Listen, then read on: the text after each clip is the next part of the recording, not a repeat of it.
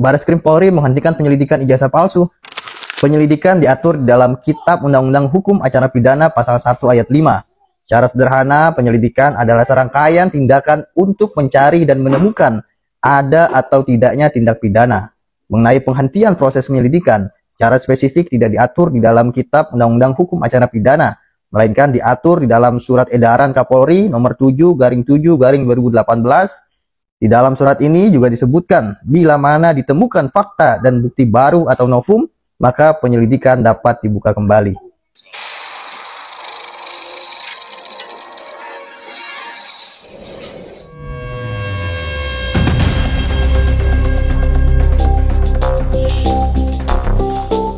Selamat malam, Bang Jamin. Terima kasih atas waktunya. Selamat malam, Mbak. Terima kasih. Ya, Bang Jamin, ini kan Bareskrim sudah menyatakan penyelidikan kasus tudingan ijazah palsu Jokowi ini dihentikan karena memang ijazahnya asli dan sah. Apakah dengan dihentikannya penyelidikan oleh Bareskrim ini juga menentukan polemik ijazah Jokowi yang juga berjalan di PN Sleman dan juga Polda Metro Jaya ini akan selesai? Saya akan menyampaikan beberapa hal. Yang pertama, ini adalah proses penyelidikan. Ya, apa yang dicari dalam penyelidikan adalah untuk mencari apakah ada peristiwa pidana atau tidak. Nah, kalau tidak ditemukan ada peristiwa pidana, maka dihentikan.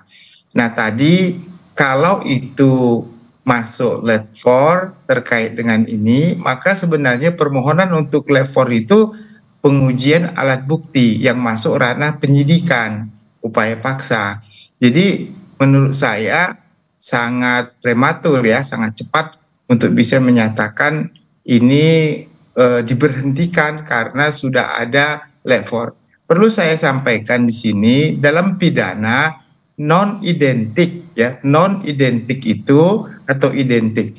Kalau non identik berarti kan tidak sama. Belum tentu non identik itu asli atau yang identik itu sama. Jadi dalam pidana itu lab 4 itu kalau dibilang ijazahnya asli, belum tentu itu benar-benar asli karena identik begitu. Nah, ini atau sama, non-identik. ini sama pernyataan yang disampaikan oleh Roy Suryo tadi kita dengar bersama bahwa identik belum tentu otentik. Ini sebenarnya apa lagi yang harus dikejar untuk bisa memastikan bahwa ijazah Jokowi ini asli?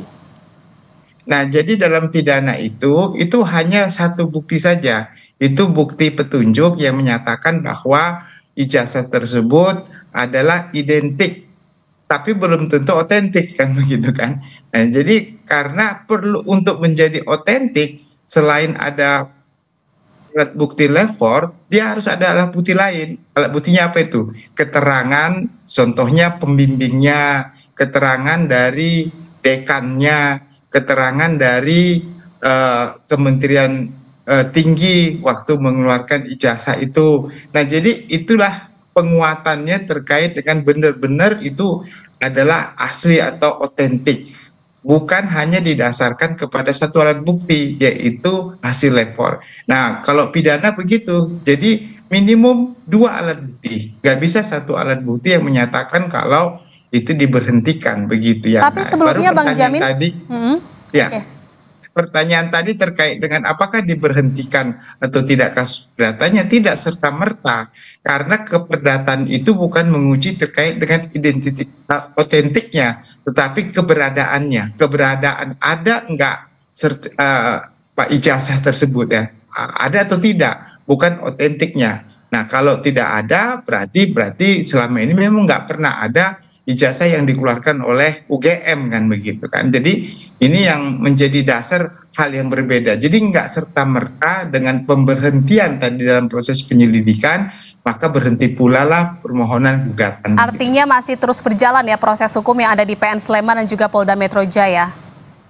Iya, karena di Sleman itu gugatannya terkait dengan keberadaan sertifikat itu atau ijazah itu ada atau tidak begitu, bukan masalah autentisitas begitu. Bang Jamin, ini kan Roy Suryo juga mengatakan bahwa hasil dari uji laboratorium Bareskrim ini kan bukan akhir pembuktian dan harus ditentukan di persidangan. Apakah memang harus sampai ke persidangan atau ke pengadilan untuk bisa membuktikan bahwa ini memang asli ijazah Jokowi? Kalau dalam proses pidana, acaranya itu adalah kalau nanti ada unsur pidananya, ada peristiwa pidana ya berdasarkan suatu bukti yang mula-mula tadi ya, maka ditingkatkan menjadi penyidikan. Dalam proses penyidikan itulah maka saya katakan tadi ada upaya hukum lain, yaitu terkait dengan apa? Adanya lapor, adanya keterangan ahli, adanya saksi-saksi. Nah, dari keterangan saksi, ahli, dan juga bukti lapor tadi, ternyata tidak cukup bukti untuk bisa menyatakan ini sebagai suatu perbuatan pidana yang bisa dituntut di pengadilan. Sehingga bisa dikeluarkan surat perintah pemberhentian penyidikan. Yang ada saat ini dalam konteks itu adalah pemberhentian penyidikan. Kenapa? Karena alat buktinya tidak cukup. Tapi kalau di penyelidikan itu sebenarnya bukan didasarkan lapor, karena lapor itu bukan menjadi dasar menyatakan peristiwa pidananya tidak ada. Apalagi kalau lapor itu seharusnya dilakukan pada saat proses penyidikan, bukan penyelidikan. Nah, jadi menurut saya harusnya ya Bareskrim itu boleh saja nggak apa-apa memberhentikan dalam proses penyidikan, tetapi sudah komprehensif kan, semuanya sudah diperiksa, bukan hanya cuma dasarnya ada lapor saja untuk menyatakan ini tidak ada peristiwa pidana. Saya kira masyarakat jadi tendensius nanti menilai ini karena masih ada hubungan dengan yang lainnya. Jadi tendensius. Menurut saya terlalu cepat juga ya, harusnya di proses penyidikan kalau memang tidak ada bukti dari SP3 itu lebih bijak yang dibandingkan dengan sebelumnya begitu. Tapi kan Bareskrim mengatakan bahwa memang sudah memeriksa saksi juga, ada 39 saksi yang diperiksa sejauh ini. Artinya itu belum cukup dan masih dikatakan bisa jadi ini adalah masih terlalu prematur. Kalau di penyelidikan itu nggak ada upaya paksa. Ya, kita coba dengar kemarin, apakah benar ada penyitaan terhadap bukti itu ya, kait dengan surat aslinya begitu. Apakah surat asli itu sudah pernah ditunjukkan kepada saksi-saksi yang dipanggil, dan saksi-saksi itu siapa saja ya, apakah saksi dari pelapor atau dari saksi yang terlapor. Nah, itu kan sangat komprehensif ya. Jadi itu harusnya dilakukan dalam proses penyidikan. Saya tidak tahu persis kenapa sampai laporan ini tidak dinaikkan ke penyidikan. Nggak perlu penyidikan itu, ada suatu peristiwa pidana, ada, ya nggak apa-apa. Tapi nggak cukup menyatakan ini sebagai perbuatan yang dapat dituntut di depan pengadilan. Bisa seperti itu. Tapi sudah komprehensif ya, sudah komprehensif semua perbuatan itu. Jadi kalau seperti ini seakan-akan ya masyarakat menilai ini terlalu prematur untuk menyatakan. Tapi bahwa dengan kondisi ini, Bang Jamin, singkat saja, ini apakah ada kewajiban dari Jokowi untuk bisa menunjukkan ijazahnya ke publik? Karena memang ini udah bergulir terlalu liar. Kalau ke publik saya kira tidak ya. Tapi kalau untuk proses pembuktian di pengadilan maupun proses penyidikan ya wajib itu harus kan sesuai dengan perintah undang-undang begitu Mbak.